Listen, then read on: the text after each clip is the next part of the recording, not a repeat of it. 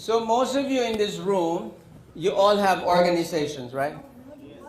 When I say organizations, downlines. Some has 5,000, 3,000, 4,000, all of these things, right? So we think we have. Have you met those 1,000 people? Probably in the 1,000 people, you know how many? Like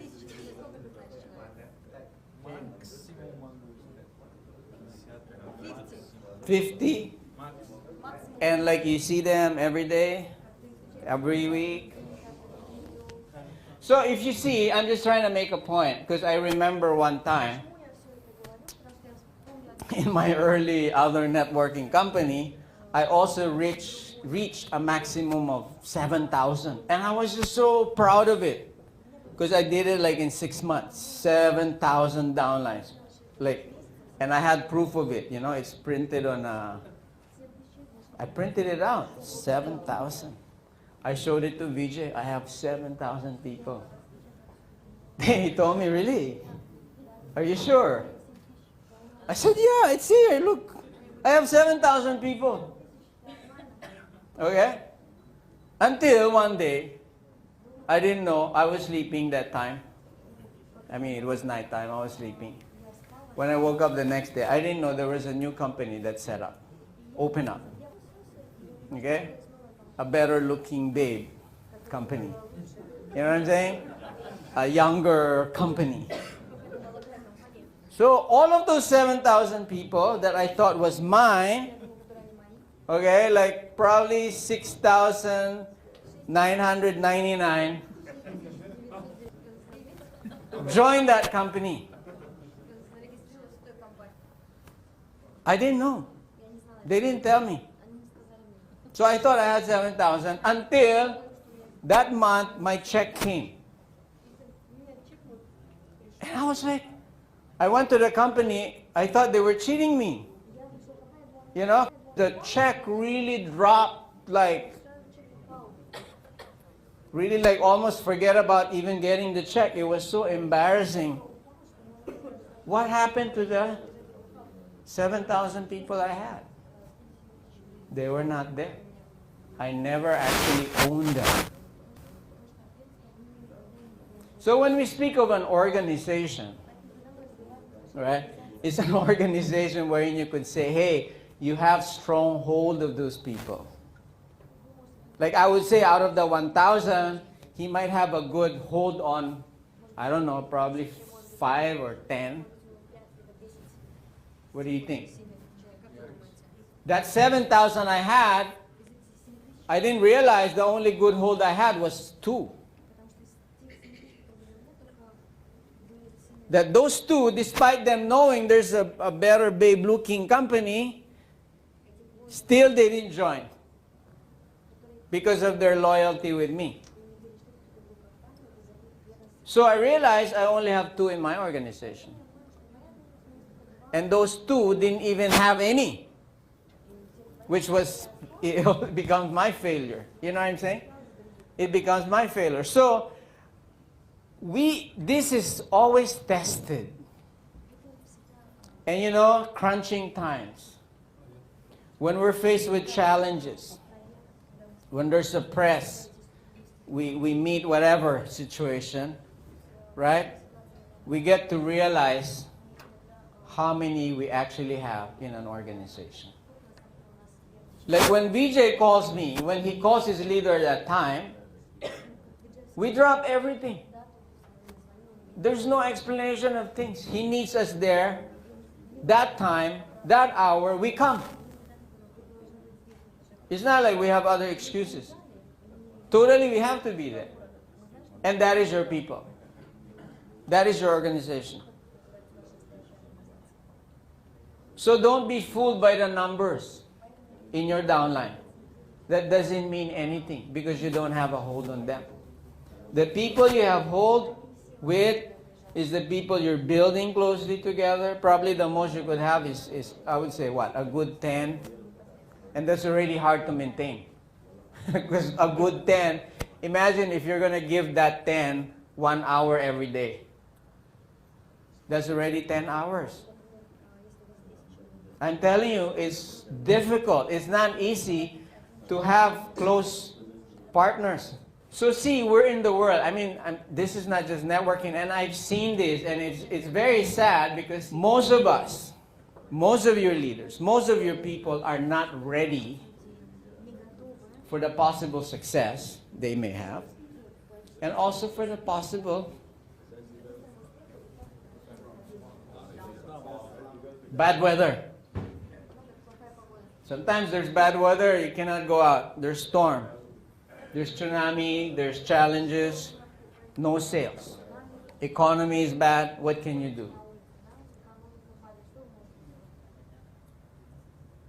Now, do you have enough buffer in the bank to support your lifestyle that you started?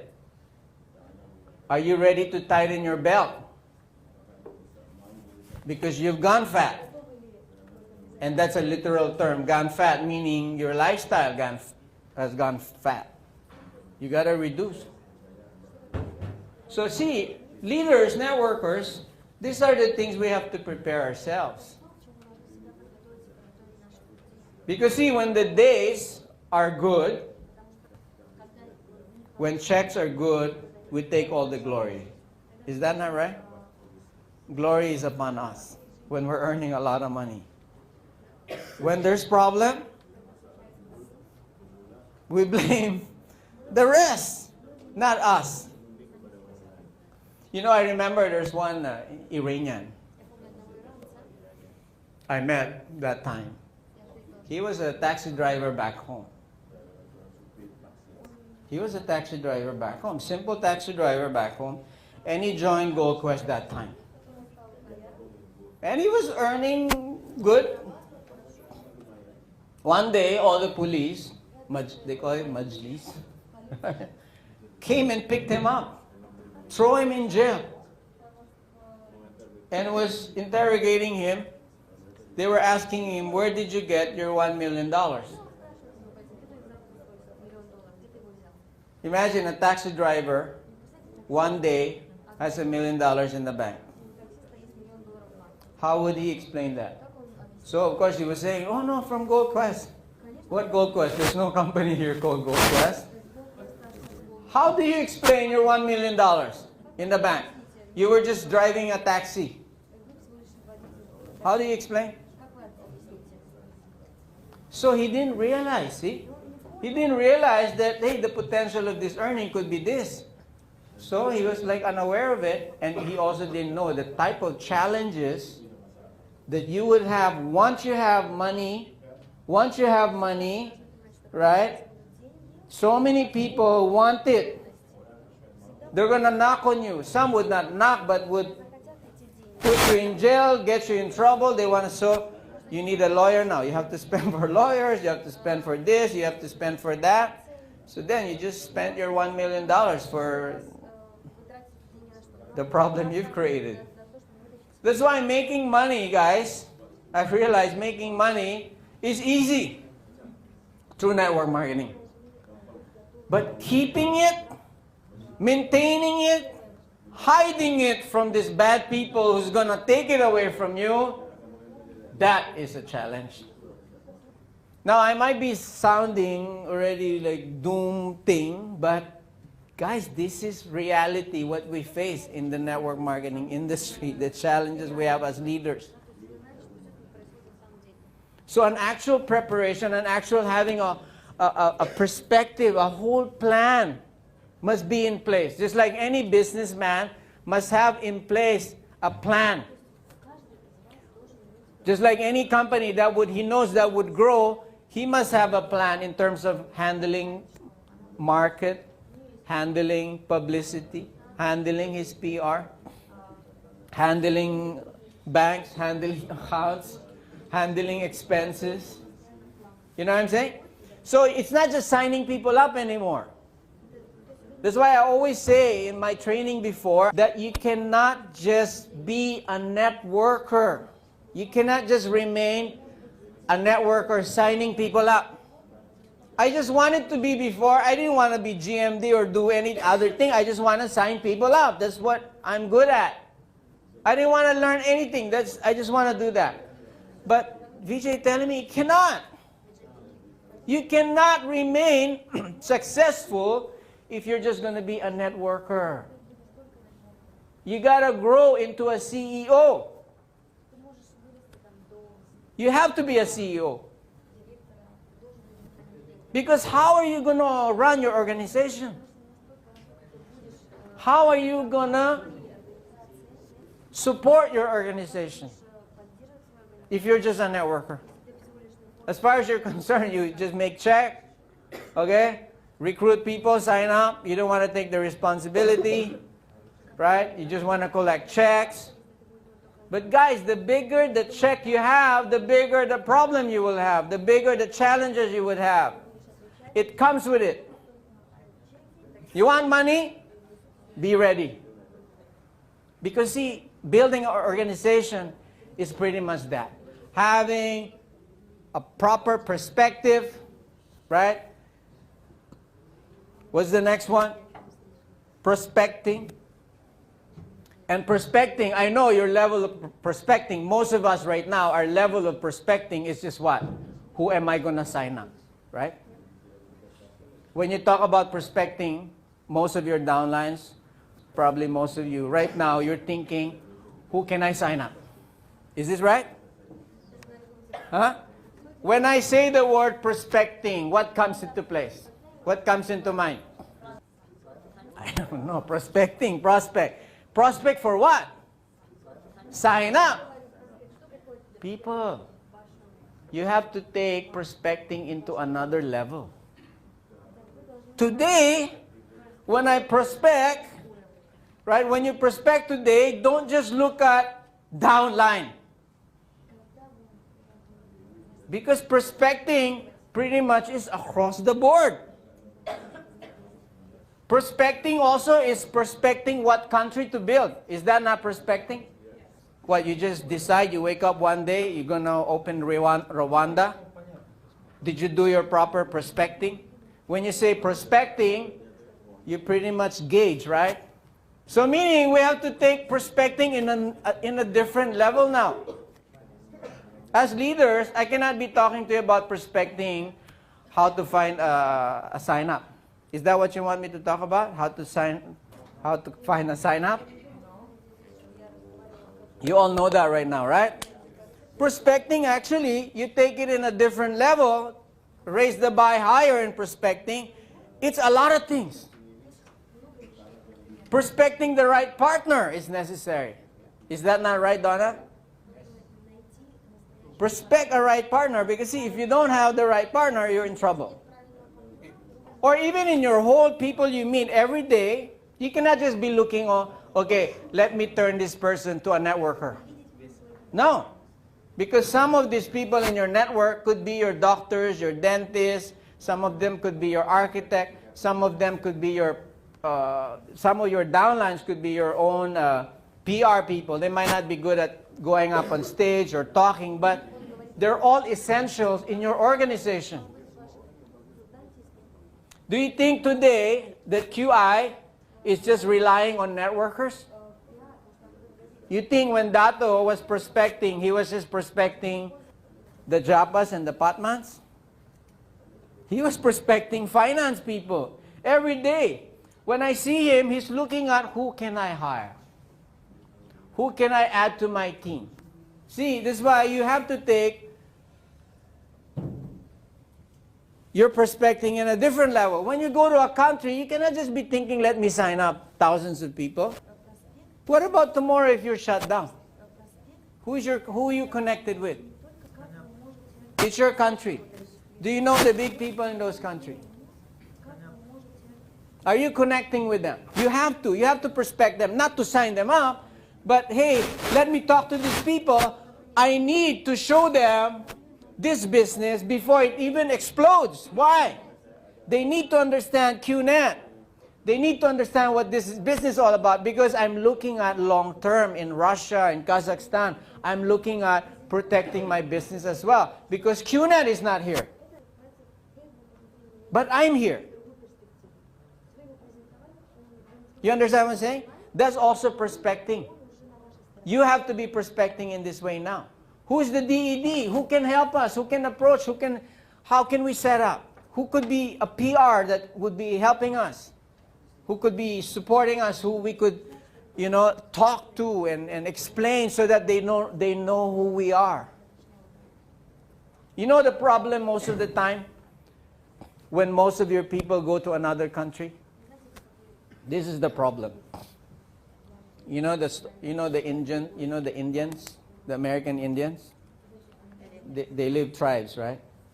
There's always chief of the tribes, right?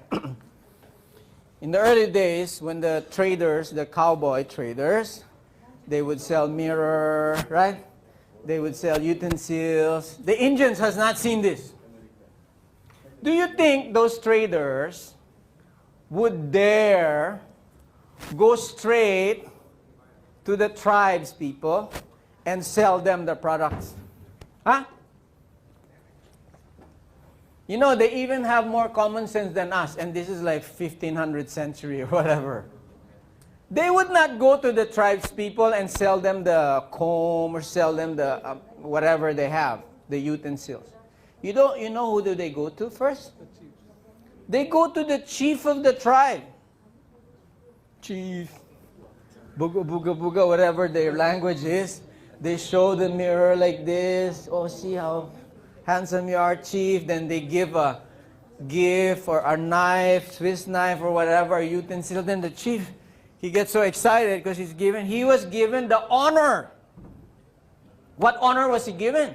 The respect, the edification. What edification? That he was approached first. Not to sign up, but chief, this is good. And you can sell this to your people, right? And they're going to benefit from it. And who's the hero? Who's the hero? The chief is the hero. Because hey, tribes people, look at this mirror. You can use this. Very nice. These are my friends. And they sell. And he gets commission. See? He gets some commission on the side. The chief. So the chief protects. You know what I'm saying? If there's other traders that would come, right, the chief would immediately know. Got it. Why? Because he's got business with this one. That's common sense. But see what networkers do. We go to a country, right? F the chief. Let QNet talk to them. Let me go. Sign up the tribes people. So the tribes people get so excited, wonderful product, and they're all making money.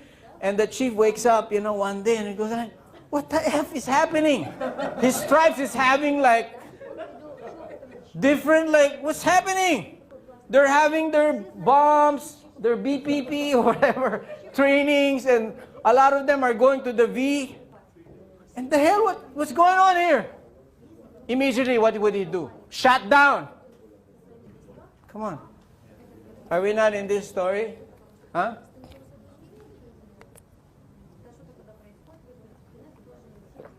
So prospecting, you must take into another level. To be successful, to build a huge organization, must not only comprise with your leaders. An organization must comprise of people who's actually also going to be consumers of those products.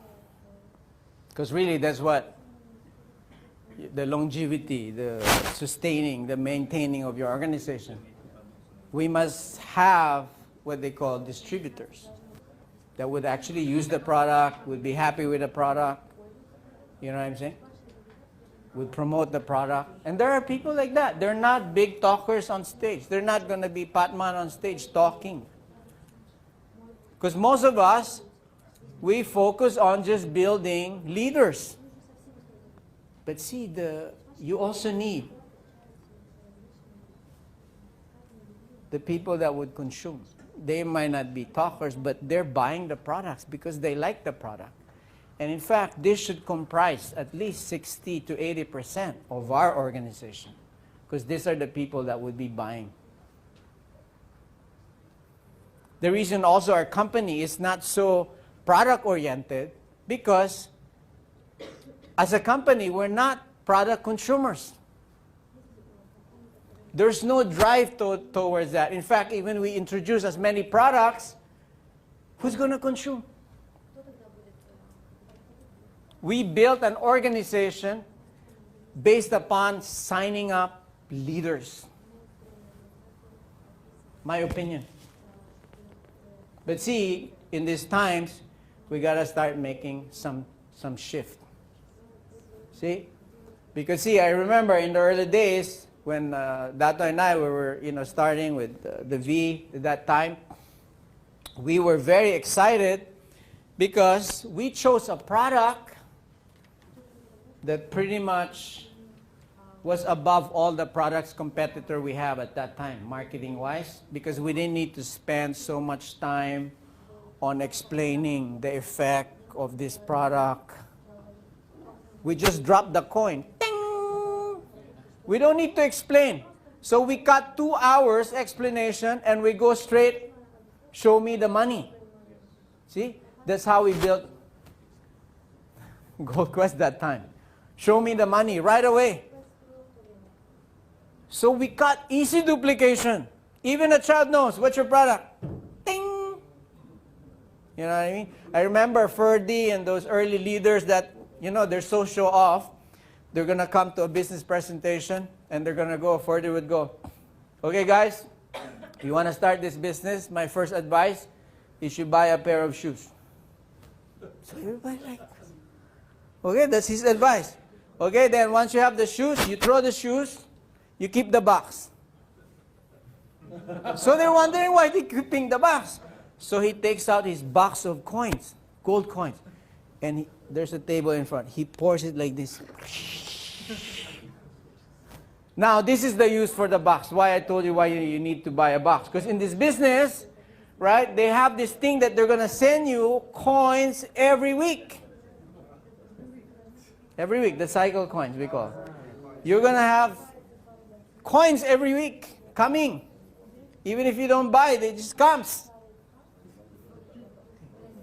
So it was so everybody was so excited, right? And what was the motto? One-time purchase. You know what I mean? Those are all the lies that we used to say. One-time purchase, right? No shipping. No, there's shipping. But mostly we didn't ship right away. No storage. What are the things? No maintenance, no all of these things. All the things we hated with all the different companies, we took out. And we turned it into our first network marketing. And we were the hottest babe in town. Why? All the rest paid in local currency, we paid in US dollars. Everybody paid monthly check, we paid weekly. Okay? That was a hot babe. So everybody was like signing up. We were, like, if you like the hotel venues, okay? Presentation, 2,000 people. They're all lining up outside. And that time we were still manual. We were kicked out of the big 5-star hotels. Why? Because our concept before, why are we going to sell products? We don't have a consumer. So first, let's build leaders. So we build leaders. And now we have leaders. But the problem is, they don't want to consume. They just want one time, as what was promised. But see, to build a successful organization, we ourselves must be consumers of our own product. No matter what product that is, we must believe it's the best product in the planet. Because that's what we need to send out as a message. And until we do that, we would not be encouraging QNet to bring more products. So there's some need for us individually, as an individual, as a company, we must have this ability to actually change. Like what Dato was saying yesterday, we need to adopt. We need to change with the times. So the challenges we're facing in the field right now is pushing us, is forcing us for that change. So we must be versatile. Okay? Then, what's the most important next thing in building an organization? Is presentation. First, you show them a big picture. That is a form of presentation that I'm actually doing to you right now. I'm giving you a bigger perspective. I call it proper perspective of things. In fact, I call this would be like a 4-piece, I would say. 4-piece. First, I show you a perspective of the industry. Proper perspective of the industry. What is network marketing? What it is today? What people think about us? What they don't understand about us?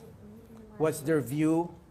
Because this is very important. We know how to attack. We know how to battle this type of challenges that we are facing. So proper perspective, right? Then proper perspective.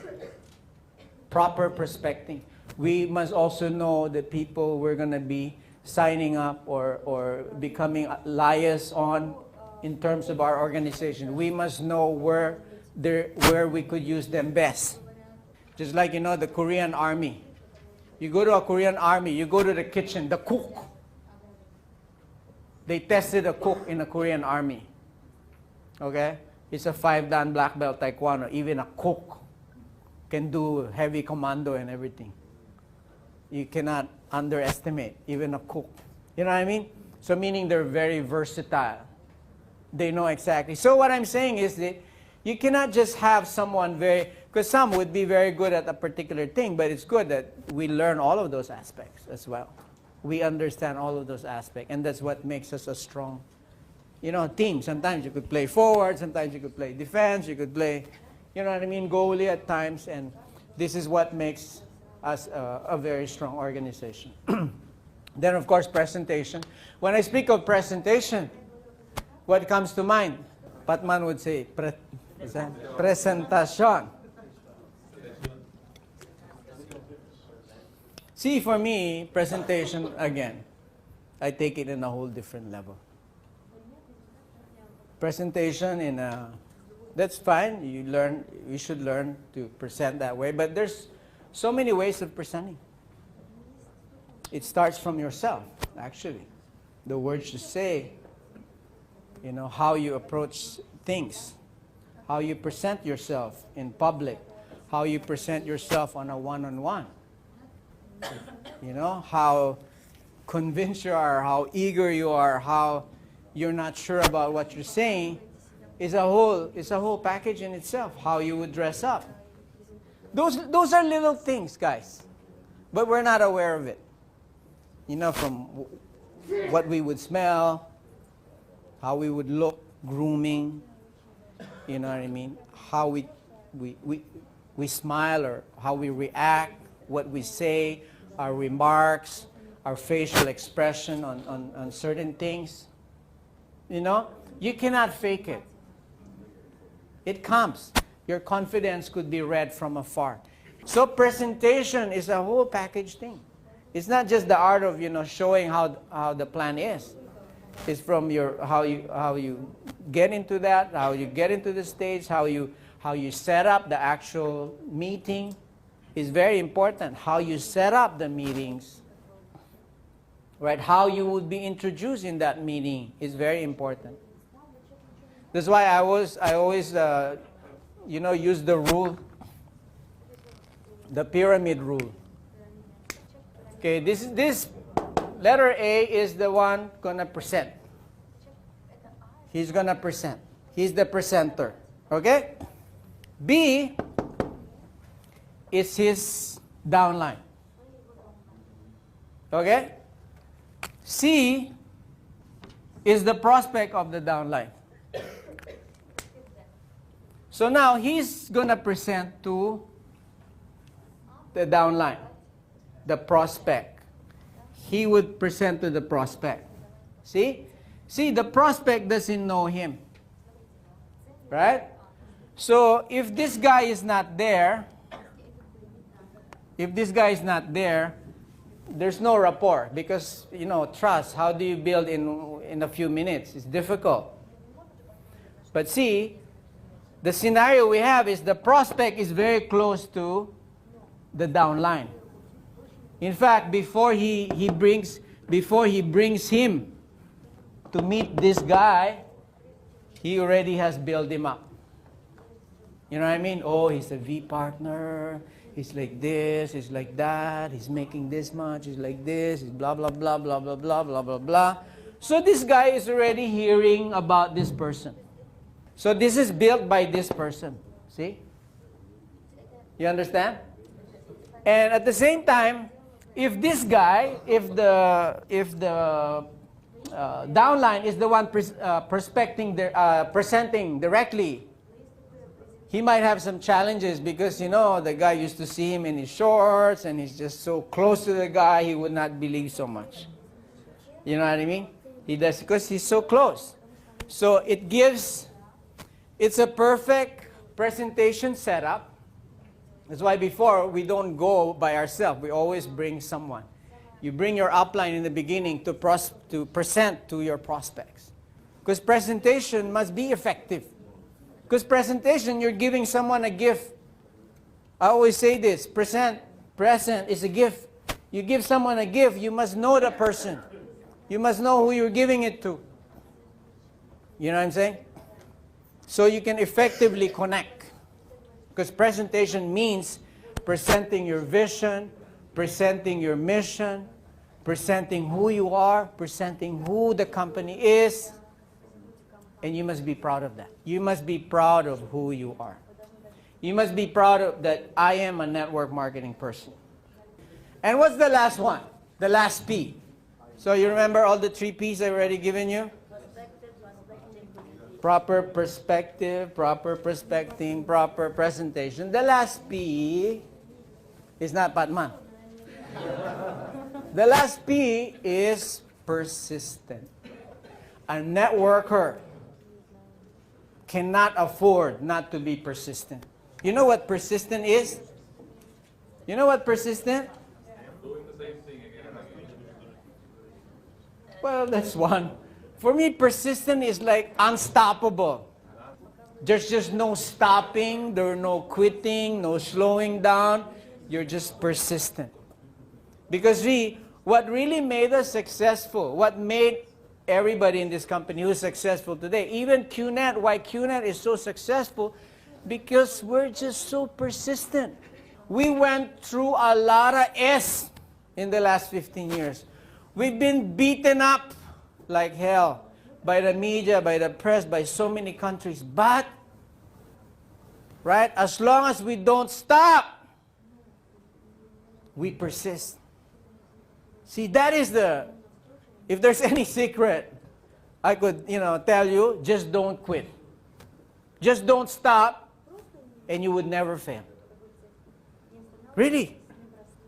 And for us to do that, it takes a lot of heart. It takes a lot of stomach. It's a war out there, and it's not just in network marketing. Life is tough. Life is difficult. It's very challenging. But one good thing in network marketing, okay? God, I'm not alone. What gives me the heart to just continue again and again? Because there's just amazing camaraderie worldwide. Recently, I flew Egypt. The groups in Egypt, they have some challenges because group, breaking apart. Every group, they want to be the leader of their group. They all I also kind of slap them, you know what I mean? Dude, there's this being independent is a state, it's just freaking arrogance. Nobody can ever be independent. We all want to be independent. That's a freaking lie. Because we're all dependent upon people. You cannot even live. I mean, when my maid leaves, I'm totally screwed. I need a maid. I need people in my life. I need this, I need that. You're all dependent. But these people who say, hey, I want to be independent. Yeah, really? Try it. You can't. You're dependent on people. Now, the day we accept that we cannot be independent, then we embrace dependency in a very positive manner. We'll realize that everybody I need to take care of everybody because I need them. They should be part of my life. They should be part of my community. They're part of the world. I cannot be separated from anybody. No matter what race, what religion, I don't care. We're all dependent upon each other. And this is very important as a leader to understand. The day you understand I'm dependent, then you'll be humble. You know you won't survive alone. And this is what network marketing is. So the reason you were invited here in ICE is so we can connect. In fact, again, I want to go to your countries that I could fly to, that I'm invited to, and just really spend, 4 hours, 5 hours every day with you, with your people. And let's just go back to basic. Let's build again, but this time with the wealth of experience we have. Let's build now this way. Because we cannot do what we were doing 15 years ago. We cannot. And some of you are still trickle-down effect from the 15 years ago or the 10 years ago. We must totally re-strategize. Tell me how you do it in Russia. Probably I could give you some tip on how you could how you do it in Syria. You have a set of challenges as well. Indonesia is one, resilient country. Amazing. And they just keep on doing it, keep on doing it. Persistence is the name of the game. Okay? So in this ICE, I hope you might not have picked up everything, but pick up the energy. You know what I mean? Bring the energy back to your place. And rethink, you re-strategize, build your organization, and really believe that network marketing is the greatest business in the planet. It is.